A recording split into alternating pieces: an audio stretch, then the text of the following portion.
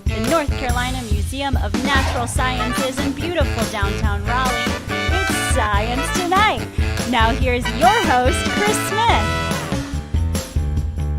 Hey everybody, good evening. Welcome to the show. I'm your host, Chris. This is Science Tonight, a live stream show for curious minds, brought to you by the North Carolina Museum of Natural Sciences. It's good to be with you again, as it is every Thursday, 7 p.m. Eastern. Mark your calendars. We'll be here again next week. Every week, we bring you interesting people studying, researching, and learning about interesting things that are happening out there in the universe.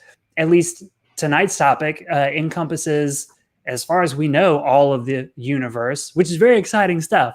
We're going to be diving into, like the fundamental nature of how we think things work, or at least how we thought things worked. We're not really sure anymore. So going to be a great show, and I'm glad that you're here with me this evening. Make sure that you're following the Museum of Natural Sciences on social media. At Natural Sciences is the handle on Facebook, Twitter, and Instagram, because you can get updates about this show, as well as lots of other programs and events coming out of the museum, and just awesome daily tidbits of science and nature. So make sure you're doing that. And of course, you're here hanging out on our YouTube channel. So go ahead and subscribe and click the notification bell. That way you can be here again next Thursday for another live program. You'll just get the notification. You can jump right in. It's a cool thing to do. If you're tuning into the program tonight, also, Science Tonight is an interactive show. So jump into the chat or into the comments and, drop a smiling emoji, wave, say hi, let us know where you're watching from, or maybe how you heard about the program. That would be awesome. It helps us out. But more importantly, maybe later in the program, you'll have a chance to ask your questions. How do you do that? You post your questions into the chat box, and then I've got them pulled up right here.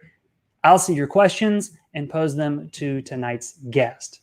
Audience participation is very welcome here at Science Tonight. So as we go throughout the chat tonight, be dropping your questions in. That way they are there and ready for me when we get to audience Q&A.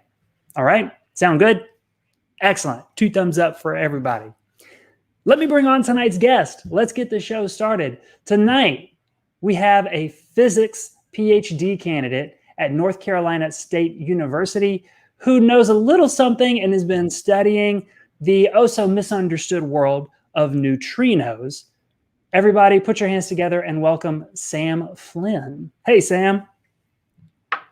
Hey, Chris. Excited to be back talking about physics tonight. Should be fun. Yeah, I'm looking forward to it. Now, you've presented for the museum before, actually in the virtual format, but remind the folks at home what we were talking about the last time we saw you.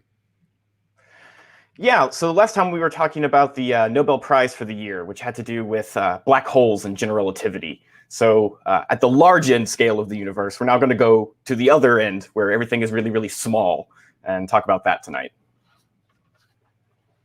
I didn't even consider. We were talking about some of the biggest things in the universe before, the most impressive, I guess. And yeah, now we are switching gears. Well, that's cool. Yeah, completely different scales. All the way, the tiniest things, which folks have a lot of questions about, which folks I don't think know very much about, outside of, like high school chemistry, high school physics classes, maybe. Mm-hmm. So I think tonight, giving everybody the scoop on some of the latest developments in the world of physics is going to be a lot of fun. If you're like at a party, what do you tell people you do though? Like, do you start talking about neutrinos and that sort of a thing? Depends on the kind of party. Generally, I say I sit at a desk and do math, and that seems to satisfy most people. But otherwise, yeah, I say I study neutrinos in space, which usually is a good descriptor for people to get excited about, and then they get disappointed when I tell them it's mostly math. Right. So does that make you an astrophysicist if we were to put you in a corner with the other physicists? I think I think technically I'm an astrophysicist, but I feel like I do so much particle physics with neutrinos. I've started calling myself an astroparticle physicist, and no one has corrected me yet. So I guess they know what I mean. Maybe it is a real thing. Maybe I made it up, but it works. If it works, go with it. Make sure that one's in your Twitter bio. Then it's real. Yeah, definitely. That's what makes it real. Well, being online, I'm excited to chat physics with you. But yeah, once it's digital, then it lives. So of course we're going to talk about physics, but I'd like for everybody, including myself, to get a chance to know you just a little bit better before we jump into the real serious science stuff by having a little, just a short series of questions here that I'm calling the non-science questionnaire. It's not nonsense. It's just non-science. Are you up for it? I'm ready. Okay. First question, to help us get to know Sam Flynn a little bit. Is a picture worth 1,000 words? Oh, I think 1,000 words are worth 1,000 words. I think words and through arts like poetry can describe things in a way that a picture alone can't. I actually think words are better. So I think thousands maybe not enough. That's the correct answer. That was beautiful. All right, next up, very serious. Does pineapple belong on pizza? I guess I'm in the minority. I think it definitely does. In high school, I remember at meetings, whenever they were ordering pizza, I was one of the only people asking for pineapple. Mm-hmm. But now it's kind of popular again, so I don't feel as a minority anymore. Ding, ding, ding. That is the correct answer. And you and I, Sam, will be going out for pineapple pizza one day soon. Excellent. And only people who like pineapple are allowed to come. That was amazing. Good answer. Okay, next one I've got for you. Besides your current job and career, what other job would you see yourself doing? Oh, so for a long time I said if physics didn't work out, I would retire and open a tea shop. But I think now I've gotten into board gaming recently. I want to write board game manuals, which is the nerdiest, least fun sounding thing ever. But it's like low pressure science. It's great. So wait, so not come up with board games, write board game manuals. Yeah, I've gotten so disappointed at some instructions being unclear. I've gotten in the habit of rewriting them to be a little bit more precise. Again, very nerdy hobby, but apparently that's a career some people need. So putting it in my back pocket. Yeah, hold on to that one. Okay. Next one here. Very good one. At least I wrote it. I think it's a good question. What number am I thinking of? 7. Ooh, close. And the final question. What's a weird fact that you know that you think no one else knows? So I know that other people must know this, but I've never met anyone who knew it. The word quark, which is the word for a subatomic particle we might mention tonight, is actually stolen from, or a reference to James Joyce's Finnegan's Wake, who was one of my favorite authors. And it's a nonsense word he made up, and some physicists took it and said, let's call some particles quarks. Okay, well, okay. Tell me what a quark is, and then tell me what a Finnegan's Wake quark is. So the line from or Finnegan's Wake, Wake, thing? Are they both nonsense? Kind of nonsense, is 3 quarks for Munster Mark. Sure, he hasn't got a bark, but any he has, it's all beside the mark, and it's just there to rhyme. In real physics, quarks are the particles that make up things like protons and neutrons in the atom, and we just needed a word, and somehow that one got borrowed. Well, everybody tuned in to Science Tonight just learned a new fun fact. There you go. I made people learn something about literature also was a when correct... they weren't ready.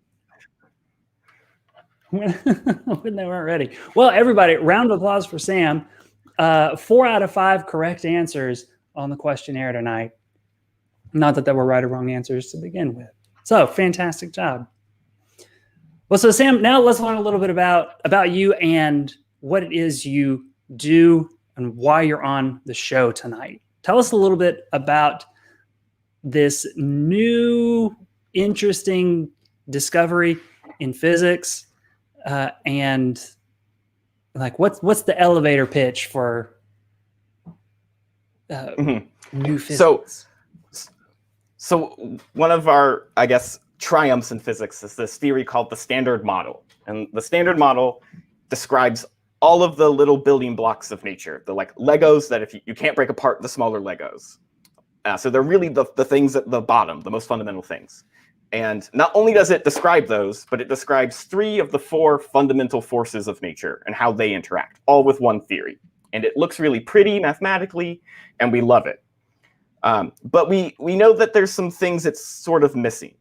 So recently, well, a few years ago, one measurement was made to test a prediction made by this theory. They were testing this thing called the Muon G factor, which is a fancy word for saying how good of a little tiny magnet is this particle called the muon. It makes a magnetic field. It's kind of like a little bar magnet. So you can predict this with the Standard Model.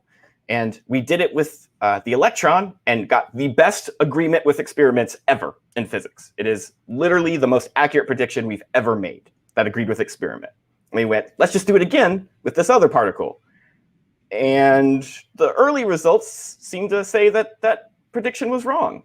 So whenever experiments say something like this, you really should do it again. It wasn't accurate enough for us to be really convinced that we did, in fact, measure this number correctly.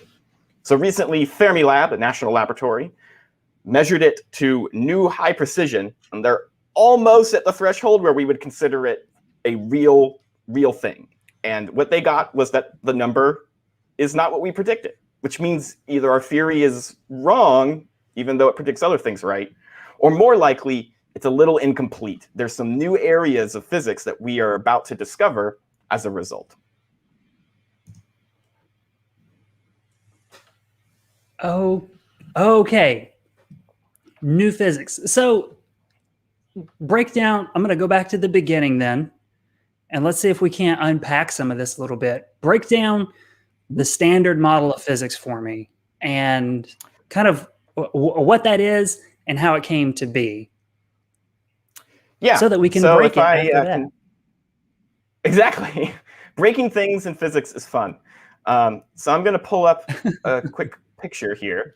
So this is sort of a map of the Standard Model. So we used to think that all of these forces of nature, which we think there are 4 fundamental ones. At the bottom, I have 3 of them. The electromagnetic force, which is charged in magnetism.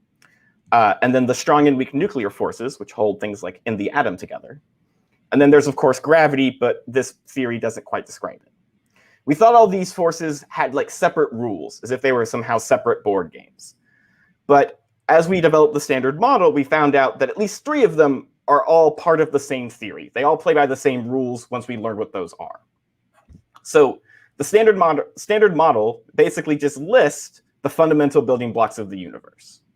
So at the top, we have these particles, and they're in 2 different groups. On the left are these things called bosons. Light is a member of this particle family, the photon.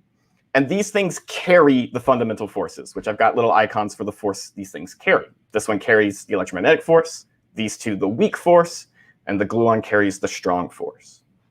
And then the rest are in this group called fermions, which feel those forces. Those are further subdivided into leptons, which are already fundamental and very tiny. There are 2 groups of them. The charged ones, which have the electron, which you might have learned in high school as part of the atom. And then its 2 heavier siblings, the muon and tau. And the things I studied, the neutrinos, which are very, very light particles with no electric charge. And then the other group is called the quarks, and there are 6 of those, and they make up heavier particles like the proton and neutron, which form the center nucleus of atoms. And they're the only particles in this chart that feel the strong force. So this theory essentially lists all these things out and how they interact. And then it allows us to make predictions, like how often do two electrons near each other scatter as a result of electromagnetic force. But we can also make more predictions. Like, for instance, we can talk about the rate at which something decays into other types of particles. So this is a very, very powerful tool that we use to discuss things like nuclear physics, where particles interact with each other in very complex ways.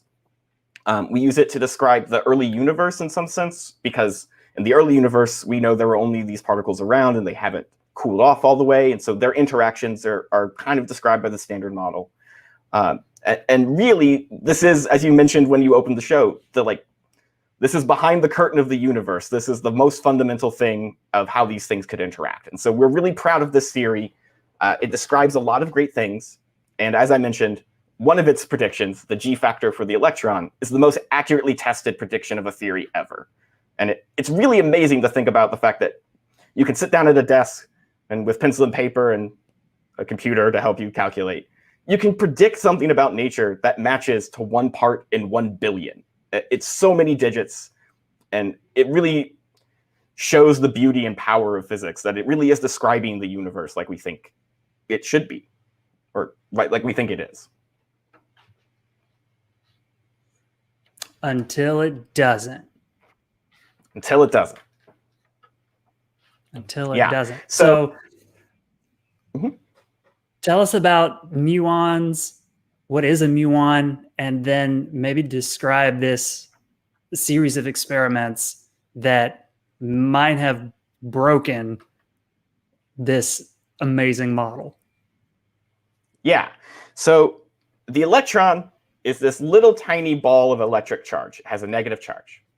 The muon is this thing that is exactly like the electron in every way, except 200 times more massive, which, if you think about this on the scale of a human, your weight times 200 is really, really massive.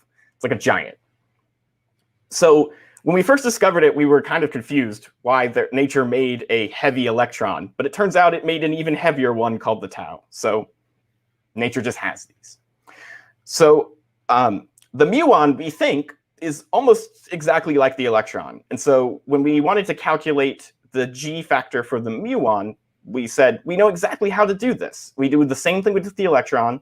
It only differs in the theory a little bit, and we thought we knew how to include that. And so this was just another test of the theory, and everybody sort of expected it to get the same level of accuracy.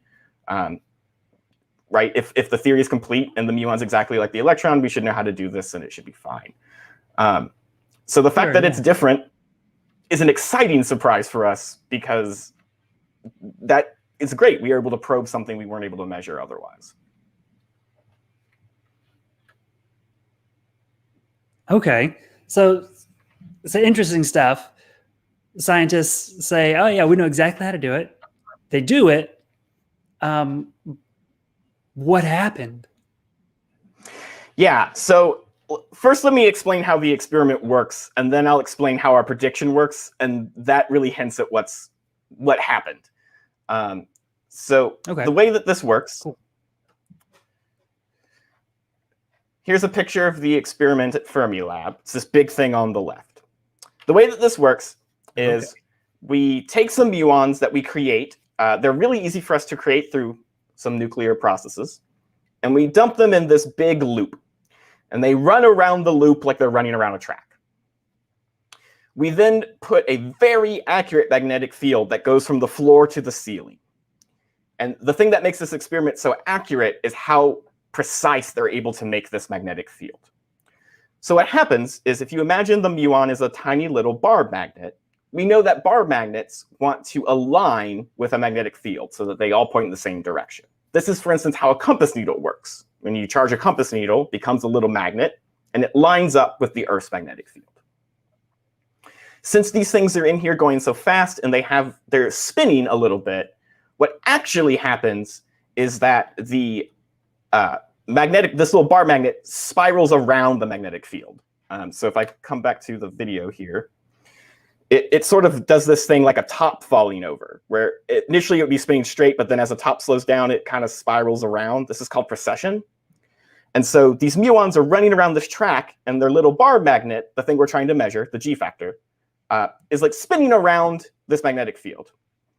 The muons emit light as they do this, and the color of the light they emit, or the frequency of it, it might not be visible, it's definitely not, corresponds to the rate at which they're rotating around this magnetic field. And here's how we're able to measure the G factor. That rate depends only on exactly two things: the G factor, how good of a bar magnet it is, and the magnetic field itself. And since we made the magnetic field, we in theory know this very, very well. And so this is how we're able to measure the G factor, which is just a fancy way of saying how strong of a bar magnet is it. So that's what the experiment does and how it measures it.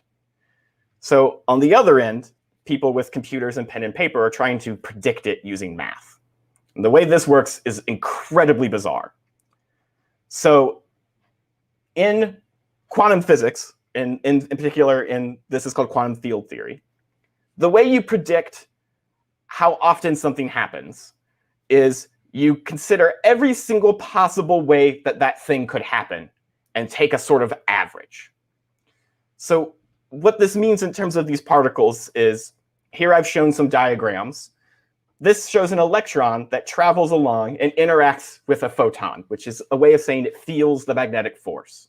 And then it travels along about its business. So I go, well, what other things could happen as an electron is just traveling along? Well, in the second diagram, it could, for instance, first emit a photon, then feel the magnetic field photon, then reabsorb that first photon and go on. Okay, that's not too bad, but I keep having to do this expansion over and over. So some crazy things could happen. For instance, the electron could emit a photon. That photon can spontaneously make a particle and antiparticle appear from the vacuum. They annihilate with each other and make a different photon that goes on. And this sort of looks the same on the outside. It's just an electron going from place A to place B. And what's bizarre about this is you have to count every single possibility in order to get the best answer. So this is a thing that's like unlike anything in life. It's sort of like if I, have a friend and I ask, Lana, how long does it take you to drive to the science museum? And she goes, it takes 15 minutes. I just go the most direct route. And I go, no, that's not how you should calculate it. You should calculate all of the ways you might get there just by roads. But then you also should think about, what if you have to stop and get food on the way? Where would that happen? You should factor those in. You should, in fact, factor going to the moon and back. And the key to this is, as the processes get more and more bizarre, their weight in this sum gets smaller and smaller. So you take the simplest answer, and that gets you to like 95% towards the right answer. So in this case, we expect the G factor to be about 2. So that very first diagram maybe says it's 1.9. Then the next most complicated set says, oh, it's 1.97. Then the next most complicated says, oh, it's 1.9995. And so you get a more precise answer the more of these things you add up. Still with me? I think so. I got the museum reference. Okay. So that was a great metaphor. That's good. So that would work for me. So the key to getting this number correctly is making sure you add up all of the diagrams, all of the possible ways this could happen. So we did this for the electron, and it worked great. So if we do it for the muon, and it doesn't work, then the easiest answer is, well, we must not have counted everything. We're missing some stuff. For instance, maybe there are some particles that we don't know about, that we've never seen because they're in the background and they don't live very long. Well, if the muon interacts with those, that changes the answer. Why can the muon see it when the electron can't? Well, the muon is much, much heavier. And it turns out the probability of seeing these other things scales with the mass squared. So the muon is 40,000 times more likely to interact with these possibly missing heavy particles than the electron. And so that's why we might notice it with the muon, but not with the electron.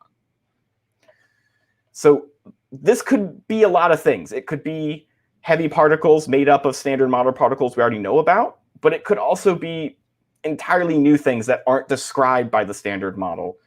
at the very wild end, it could be a new fundamental force that we don't know about. That's a little bit of a leap, but it could be a lot of things that we're missing.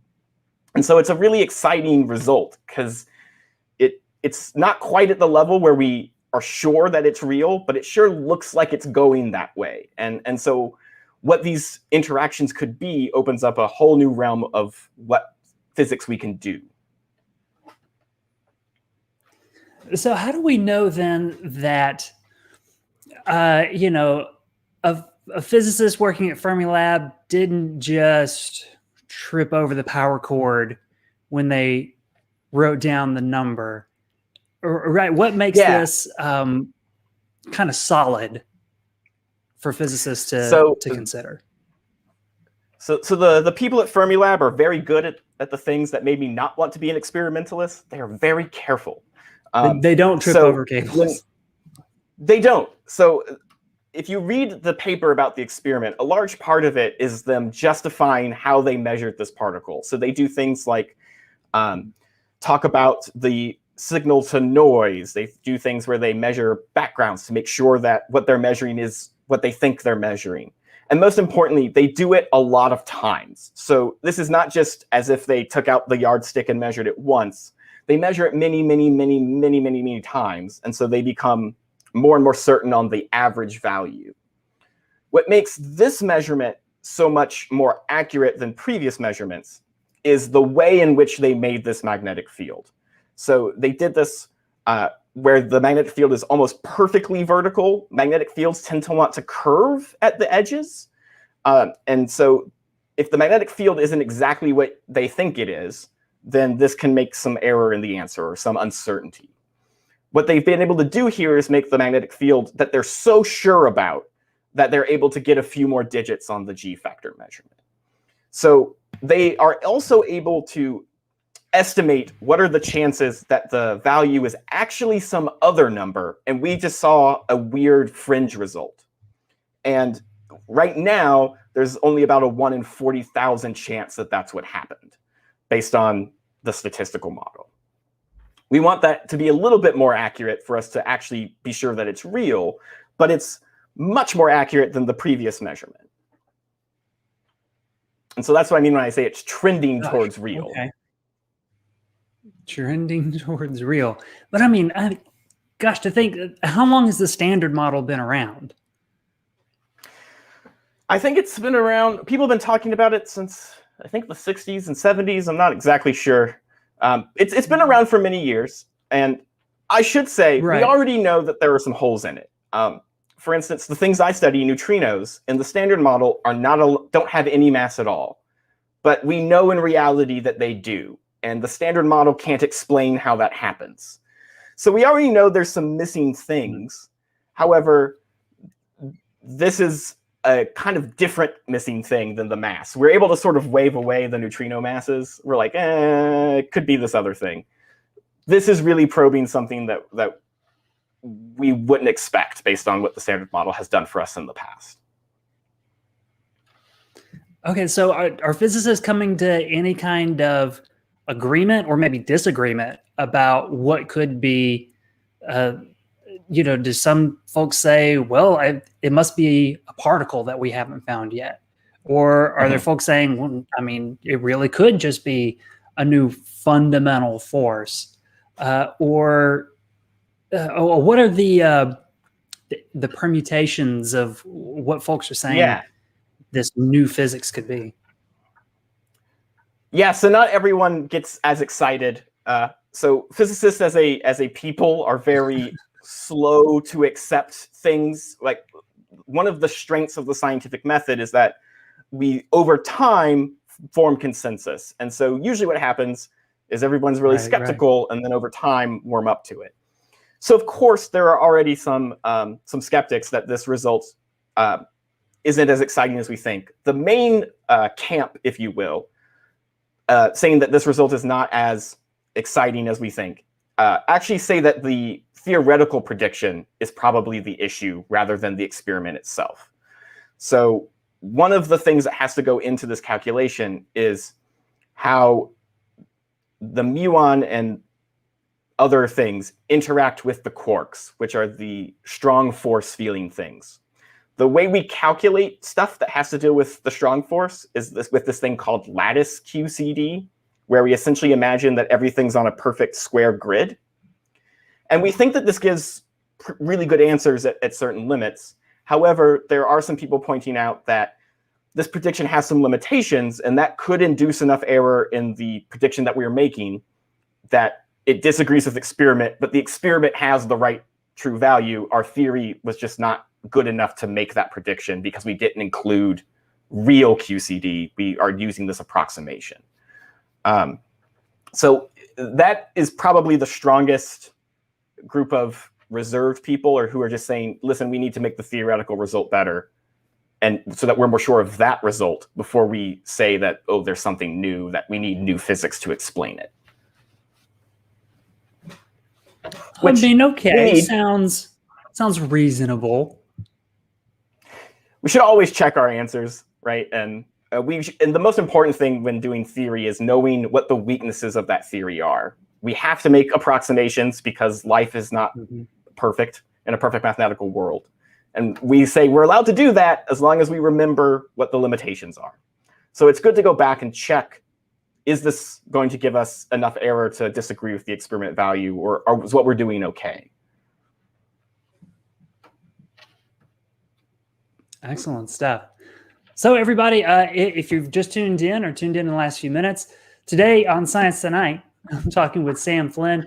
He's a PhD candidate at North Carolina State University, and we're talking about a new development in the world of physics where some physicists did an experiment, did not get the answer they thought they would get, and that is hinting at the possibility of some unknown in the world of physics, maybe the universe.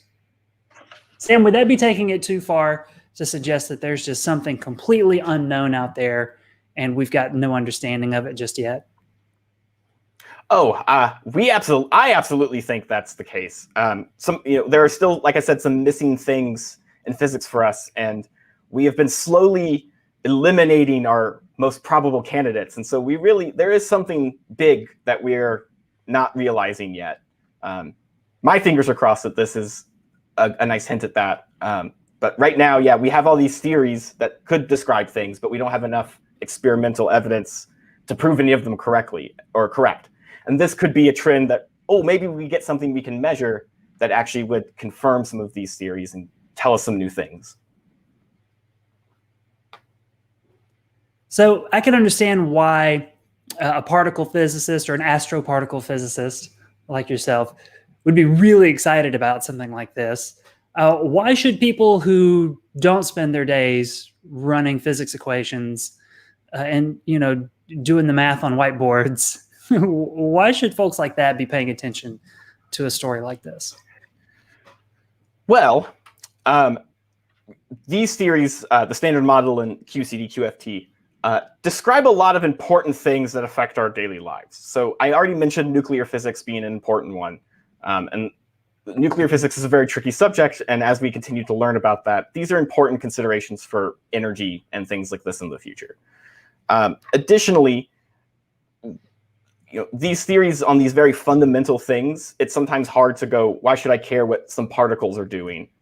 But we're on an age where we're about to, go into quantum computing, which relies on understanding how these very small things interact in this way. And so all of these results, as we learn more about how these little particles interact, can breed new technology that we maybe aren't expecting. On a just more, I guess, poetic note, this is just a really cool thing. We're looking at the nuts and bolts of the universe. We're looking at the underlying code. If it's, a computer game, we're able to see these secrets. And these things could let us learn new things about the universe and how it formed and how it might die than we know about. Right? There's lots of amazing things that could be there should we be able to detect them. Exciting stuff. So did Fermilab do like a live stream press release where you tuned in, glued to the screen to see what the latest announcement was? I'm just kind of curious, like being a physicist and knowing what these things are in advance, sort of what the anticipation or just what it felt like for them to be saying, hey, things are a little interesting now. Yeah, so I mean, I'll admit this one caught me by surprise. I wasn't paying attention to it, and then so when it happened, I was, the previous measurement was sort of in the middle, and so cool. The fact that this measurement got more accurate and was saying the same discrepancy was kind of a surprise for me. By the time Fermilab or whoever measures it to the high enough accuracy level, we call it a 5 sigma level of accuracy, which is just a statistics measure. There will be a press release that will be, internationally streamed, and everyone will kind of know about it ahead of time. If you remember years ago when the Higgs boson was announced to be truly discovered, that was a thing that, I knew it was coming and everybody was ready. We wanted to see the number. We wanted to see the announcement. This one, I'm sure there were some people who were excited about it, but it caught, I'm sure, a lot of us by surprise if you're not paying attention to this exact measurement or this exact subfield of particle physics. Okay, all right.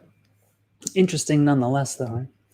So with your work then, you've mentioned here and there, you've sprinkled in a few little neutrino facts. How does an experiment like this, or this new number, impact your work in physics, or does it at all? Oh, I hope it does. So I mentioned the neutrinos already don't agree with the standard model. They have mass in real life, and they don't in the standard model. And the fact that they have mass is what lets them do all of these interesting things that make them so great, like change their flavor, their identity. One of the problems, though, is we don't really know how to describe why they have mass. So in the standard model, the Higgs particle, one of the reasons that was such a big deal is it answers our question of why do particles like the electron have a mass as opposed to the photon, which doesn't have any mass. And so the standard model provides an answer. It goes, here's some math reasons that these things should have mass. But that doesn't work for the neutrinos. That model doesn't apply. So we have some ideas about how they could have gotten their mass, and all of them, or many of them, require very heavy particles that are really hard to make in colliders because they're so heavy. So the fact that this could be probing these really heavy particles that we don't get to see very often sort of makes me excited. Maybe we'll find some of these heavy particles that these theories for the neutrino mass are looking for. Maybe it'll be the right mass, and we go, aha, this is evidence that could explain that this theory fits the neutrinos better than the standard model paradigm. That's, a few hop skips away from where we're at right now. But that's the thing that kind of gets me excited as a neutrino person. Okay, interesting stuff. Very interesting. So, I'm curious. Should we start thinking about like putting the standard model, like drag and drop over into the trash file with this one? Are we going to keep doing more experiments on more particles that aren't going to come out the way that we think they should? I hope so. So whether we should. We've already started trying to move past the standard model. For a while now, we've been going, okay, what could be the bigger picture to fill in some of these gaps?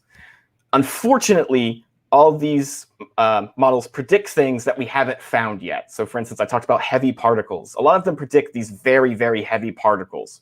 We just don't see them. So depending on who you ask, we've been trying to get past the standard model for a while. Neutrinos, people already know that it's not helpful for us, or not as helpful for us. In the strong nuclear force realm, the people who do like nuclear theory, the standard model is actually working pretty well. And so now we're seeing some new gaps that have to do with the charged leptons. There are some experiments in Japan, for instance, that are showing some symmetries that the standard model thinks should apply aren't actually applied by nature. So we're getting all these hints in a lot of places. So the standard model is definitely going to have to be expanded at the very least, whether it's replaced with a sort of bigger picture theory, or whether we're able to sort of take the standard model and glue something on the side that somehow fixes everything. It's kind of unclear yet what the right answer is going to be. But we are already trying to find out how we can explain all these tiny discrepancies that are showing up everywhere. We've been conjecturing theories for a while now. All right.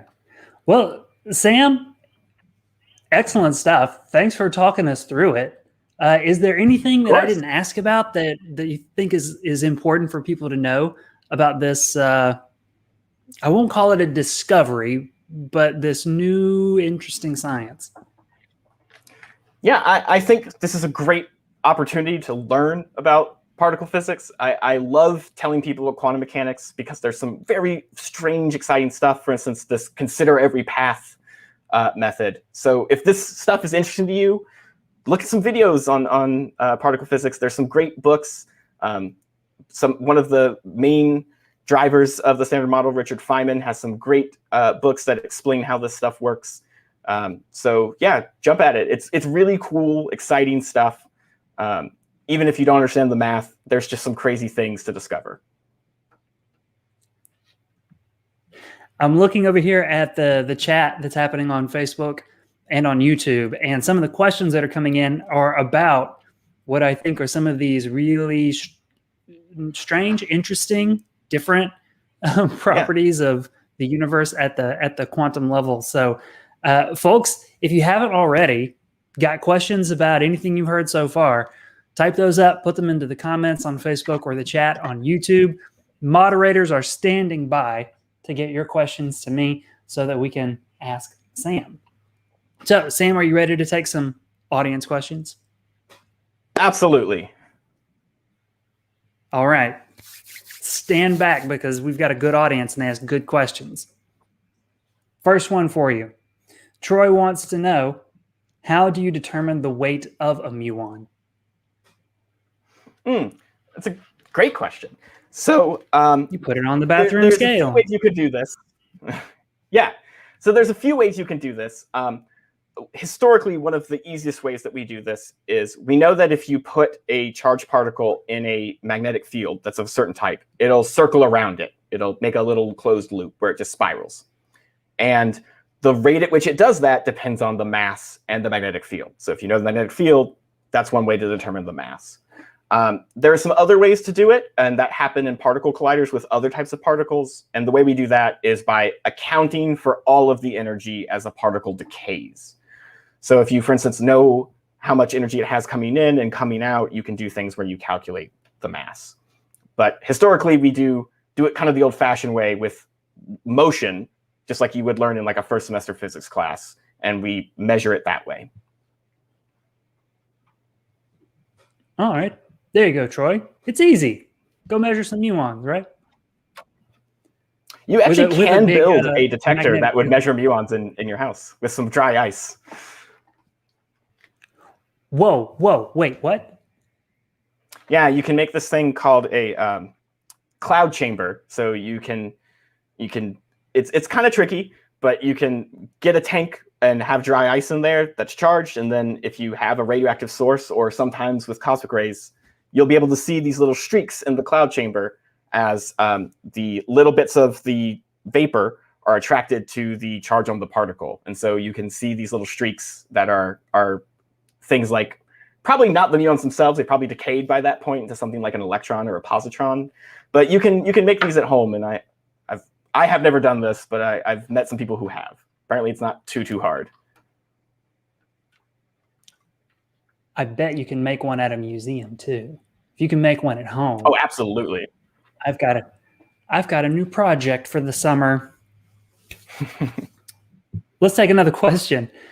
What are the benefits to the general public of the accuracy you're probing regarding this theory? I think maybe we touched on this a little bit, that these things just sort of touch everything in the world. But yeah, when you're talking about fundamental stuff like this, it touches a lot of areas. One thing that we don't think about or don't say a lot is to make these experimental setups, these machines themselves, actually provides us with benefits that you didn't normally think about. So for instance, in this experiment, we needed to make a very precise magnetic field. we didn't just have that part sitting around. It's not like you go to Walmart and buy one and plug it in, right? Someone had to make and design this. And a lot of times these experiments provide us with new methods or new technology or new sort of ways of approaching problems that we didn't have before. So being able to make, for instance, a dark matter detector, even if it doesn't detect dark matter, we had to innovate and make new devices that can be used in other areas over time. And so I would say that just engineering this experimental setup itself is a benefit to the general public. Who knows what those precise magnetic fields could be used for in like things like medicine or radio telescopes. Radio telescopes is a bad example, but some other things, who knows? Okay, very interesting. It's kind of like when, I don't know why, this is what popped into my brain, is when people want to know, like, what good is the space program? And you say, like, ballpoint pens. Yeah, we got exactly. a ton of great or stuff out of the Velcro. space program. And then Velcro, right? But we also got just so many things that made life easier, more convenient, across the board. Ballpoint pen is probably not the best example of space age technology, but Get the one that writes upside down. Yeah, yeah, there you are. Okay. Let's see. Lynn writes, what force keeps everything from flying apart? Yeah, so that's mostly the strong nuclear force. So you might have learned in chemistry that an atom has these little electrons on the outside, and then there's all of these positively charged protons on the inside. And usually in chemistry, we go, just ignore the fact that they stick together. So you probably learned, if you learned about electromagnetism, that like charges repel. And so the question is, why doesn't the nucleus of every atom just fall apart? And it turns out that the quarks, the things that the protons and neutrons are made of, exchange these particles called gluons, which make up the strong nuclear force. And the strong nuclear force is so strong because it gets stronger as you try to pull things apart. It's sort of like a really, really thick rubber band. And it's in fact so strong that we're not able to see quarks isolated by themselves. If you try to take the quarks and a proton and like pull them apart, the energy required to do that just makes new quarks. And so you, for instance, can take a quark in each hand and pull apart. And by the time you get them apart, you open your hand and there's two quarks in each hand. They just made a new one. And so the strong nuclear force is really what keeps all of these things compacted together. And then the electromagnetic force sometimes helps pull things together as well. Or in space, gravity. Wow. But, yeah. See, if Lynn had asked just me that question, I'd have been like, isn't it just gravity? Your answer was much better. Yeah, it changes depending on where you're looking. Well, that's fun and exciting. Okay, let's see.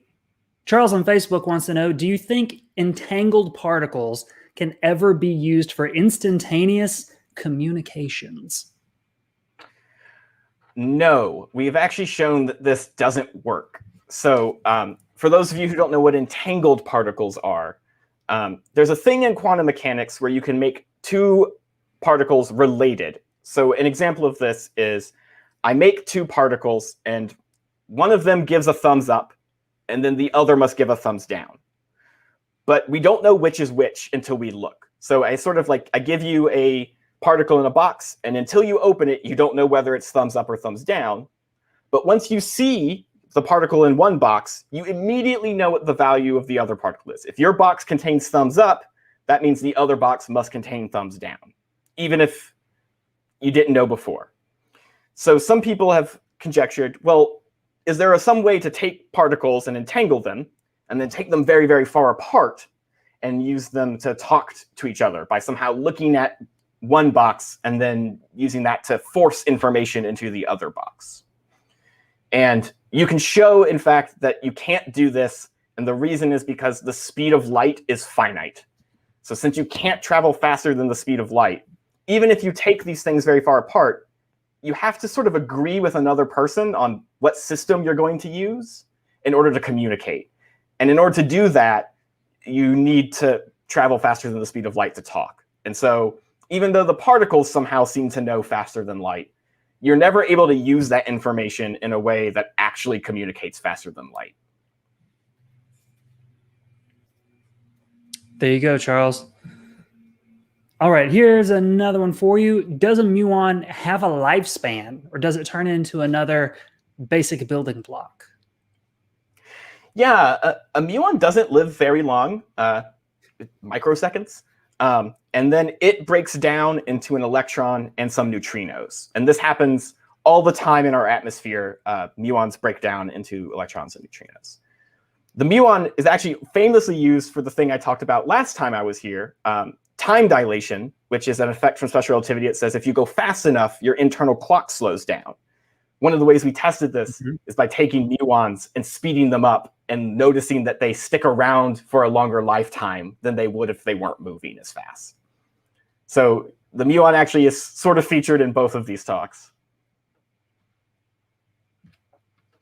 Always everywhere. Mm-hmm. All right. How do they compensate for interference by things like Earth's gravity or by pollution from other outside forces?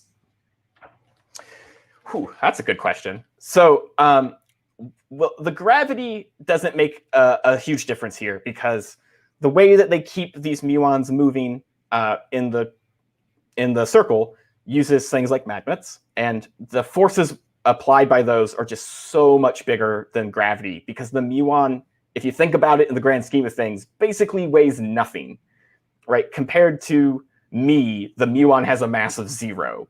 And so gravity, even though it does technically pull on particles like the muon, it really doesn't ever pull on it hard enough compared to the other forces to make a difference. As to how they make sure there's no like polluting forces, experimenters have gotten very good at this. So they use things like RF shielding to make sure that there's no outside fields making it in. Experiments are constantly discovering new sources of interference that they have to compensate for. And so they're getting very good at this. CERN has a large hadron collider where they collide particles. They actually were able to, it's so sensitive to some things that they know when it's, for instance, I think it was a train that went by that would shake it and they could measure that. And so they had to compensate for some of these things. But for this experiment, gravity's not a huge problem. And as long as they shield it correctly to make sure there's no extra magnetic fields, and we're pretty good at that, they're pretty sure that they don't have any spoiling forces. All right, all right. Smart people, right? Doing smart work. All right, next one that I've got here. It's a good one. Could dark matter be considered as an influence on the testing? That's a good question. I'm going to give the most reserved answer possible, which is that would be exciting. Probably not. So the issue with dark matter is it doesn't interact with normal matter. So we know, for instance, or think, it doesn't interact with the photon at all. And it turns out the things that are most relevant for this calculation are things that can interact with the photon. That's how all these other particles sort of come into the calculation, is because they also talk and play with the photon. So dark matter, probably not. However, in some theories of dark matter, you can somehow recover the interaction at certain levels. I don't want to say no, but my answer is that's not our first guess for sure, but it could. All right. There you have it, Hank and Denise. Maybe, who knows? But maybe one day we'll be able to find out for sure. Yeah, it wouldn't be my first, second, or third guess, but maybe my fourth. Okay. There you go. There you go. Well, Sam, thanks for being on the program tonight and sharing with us your knowledge and expertise to bring this kind of interesting and exciting new physics to us this evening. Well, great. Thank you again for having me, Chris. This was a blast. Hope everyone had a fun time listening. I think they did. Everybody, big round of applause for Sam doing a great job on the show tonight. awesome conversation. Thank you all for I your learned a questions. lot. They were great questions. Hey, the folks who watch Science Tonight, they're really good, smart Yeah, they're people. sharp. All of them, every single one of them. They're sharp. They're sharp. Which, hey, I hope that everybody comes back next Thursday night. Bring those sharp minds and good questions again. Next Thursday night, be the first Thursday of June, right? We're actually going to be talking with a local dragonfly expert. We'll have the world's expert on the common green darner. But Dr. Amy Thompson chases dragonflies not only with little dragonfly nets, but also with helicopters and chainsaws. You're going to want to hear all about that next Thursday on Science Tonight. So I hope that I'll see you again there. Again, check out naturalsciences.org, the museum's website, to get more information about upcoming events and programs and links in order to tune in. Of course, you can just subscribe to the YouTube channel right here, and boom, we'll be in your YouTube feed anytime you need. And if you enjoyed the show, tell somebody else about it. If you know some curious people, let them know about Science Tonight and the Museum of Natural Sciences programming. Tell them to come on over and hang out and ask their smart questions too. I think that's all the announcements that I had. Again, Sam, thanks for being here. Oh, no. Sam, if people want to follow you and your research, is there a way for them to do that? Yes, you can follow me on Twitter at Sam D. Flynn, and that should give you some links, and you can follow me there. There you have it, everybody. All right, folks. Hey, take care out there. Stay safe. Continue to keep your communities safe. And I hope that I'll see you all again very soon. If not next Thursday, if not before next Thursday, next week. Everybody, take care and good night.